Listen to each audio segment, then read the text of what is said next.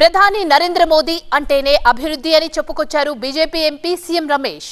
ప్రయాణం సేఫ్ గా ఉండాలంటే రోడ్లు బాగుండాలి.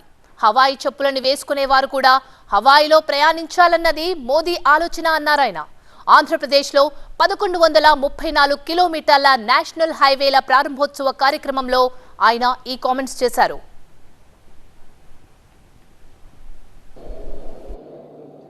నరేంద్ర మోడీ అంటేనే అభివృద్ధి, అభివృద్ధి అంటేనే నరేంద్ర మోడీ.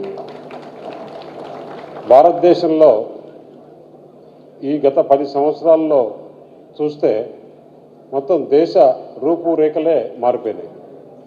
ఎందుకంటే ప్రయాణం త్వరగా చేరాలి, అలాగే సేఫ్టీగా కూడా ఉండాలి, ఎక్కడ కూడా యాక్సిడెంట్ లేకుండా.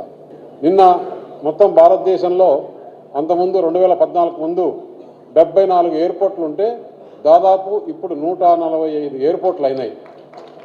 ఇదంతా నరేంద్ర మోడీ గారు ఒక విజన్ ప్రకారం.